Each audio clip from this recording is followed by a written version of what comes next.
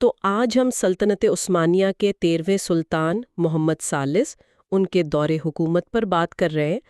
یہ دور 1595 سے 1603 تک رہا۔ جی ہاں۔ ہمارا جو مواد ہے وہ YouTube channel history with Sohail کی ایک ویڈیو پر مبنی ہے، تو کوشش کریں گے کہ اس مختصر مگر اہم دور کے جو واقعات ہیں ان کا جائزہ لیں۔ بالکل، اور یہ دور اگرچہ مختصر تھا لیکن اس میں کچھ ایسی چیزیں ہوئیں، کچھ ایسے فیصلے ہوئے جنہوں نے سلطنت پر آپ کہہ سکتے ہیں دور رس اثرات ڈالے۔ صحیح، خاص طور پر جانشینی کے معاملے میں شاید۔ جی، جانشینی اور پھر شہزادوں کی تربیت کا جو نظام تھا اس میں ایک بہت بڑی تبدیلی آئی۔ اچھا، تو شروع کرتے ہیں ان کی تخت نشینی سے۔ 1595 میں وہ تخت پر بیٹھے، اور ایک خاص بات یہ ہے کہ وہ آخری عثمانی سلطان تھے جنہیں باقاعدہ شہزادگی میں کسی صوبے کی گورنری کا تجربہ تھا۔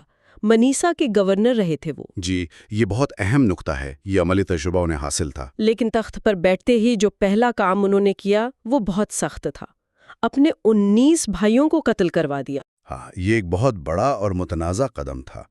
اگرچہ مقصد تو یہی تھا کہ تخت کے دعوے دار ختم ہوں اور کوئی خانہ جنگی نہ ہو، لیکن اس کے ساتھ ہی وہ روایت بھی، میرا مطلب ہے عملی طور پر ختم ہو گئی کہ شہزادوں کو صوبوں میں بھیج کر حکمرانی سکھائی جائے۔ یعنی وہ خود آخری تھے جو اس تجربے سے گزرے، اور انہوں نے ہی اس روایت کو ختم کر دیا ایک طرح سے۔ بالکل، اسی فیصلے نے پھر وہ جو کافیز کا نظام کہلاتا ہے، یعنی شہزادوں کو محل میں نظر بند رکھنے کا رواج، اسے پکا کر دیا۔ اچھا، تو آئندہ جو شہزادے آئے وہ بغیر کسی عملی تجربے کے ہی تخت تک پہنچنے لگے، اور اس کے اثرات ظاہر طویل مدت میں نظر آئے۔ جی ہاں، یہ تو انتظامی ڈھانچے پر گہرا اثر ڈالنے والی بات تھی۔ اچھا، یہ بھی سنا ہے کہ والدہ سلطان صفیہ سلطان، ان کا بھی کافی اثر تھا۔ جی بالکل، صفیہ سلطان کا سلطان پر اور ریاستی معاملات میں بھی کافی اثر و رسوخ رہا ان کے دور میں۔ ٹھیک، اب ذرا بیرونی محاذ کی طرف چلتے ہیں۔ کئی دہائیوں بعد محمد ثالث پہلے سلطان تھے جو خود فوج لے کر مہم پر گئے 1596 میں ہنگری کی طرف۔ جی، یہ بھی ایک اہم بات ہے، خود میدان جنگ میں اترے۔ اور اس مہم میں ایگر کا مشہور قلعہ فتح ہوا۔ ہاں، ایگر کی فتح ایک بڑی کامیابی تھی، لیکن اس کے فوراً بعد ہی کرزسٹیس کی جنگ ہوئی، اور وہاں تو حالات بہت نازک ہو گئے تھے۔ اچھا، کیا ہوا تھا وہاں؟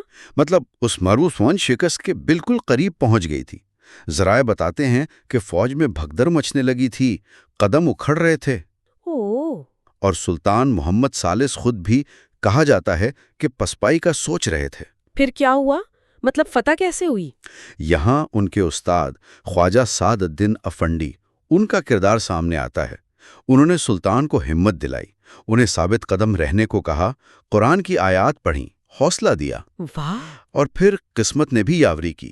عین اس وقت جب دشمن کی فوج سمجھی کہ وہ جیت گئے ہیں اور عثمانی کیمپ میں لوٹ مار کرنے لگے، اچھا لاپرواہ ہو گئے وہ۔ جو غالباً فوج کے پچھلے حصے میں تھے، انہوں نے ایک غیر متوقع زبردست جوابی حملہ کر دیا۔ اچھا، اور اس حملے نے دشمن کے لشکر میں ایسی افراتفری مچائی کہ وہ سنبھل ہی نہیں پائے اور میدان چھوڑ کر بھاگ گئے۔ تو مطلب شکست فتح میں بدل گئی؟ جی، ایک شاندار اور حیران کن فتح تھی۔ یہ عثمانی تاریخی بڑی جنگوں میں شمار ہوتی ہے۔ زبردست۔ لیکن جہاں باہر یہ کامیابی ملی، وہیں سلطنت کے اندر کچھ مسائل بھی چل رہے تھے، خاص طور پر اناطولیہ میں۔ ہاں، یہ ایک بڑا مسئلہ تھا، جلالی بغاوتیں۔ جی، جلالی بغاوتیں، یہ کیا تھیں اور ان کا اثر کیا ہوا؟ دیکھیں، یہ بنیادی طور پر اناطولیہ میں اٹھنے والی بغاوتیں تھیں۔ اکثر ان میں سابق فوجی، بے روزگار عناصر یا حکومت کی پالیسیوں سے نالاں لوگ شامل ہوتے تھے۔ اچھا، عبد الحلیم کرے یا جی جیسے سرداروں نے تو بہت بڑے علاقے پر اپنا کنٹرول قائم کر لیا تھا۔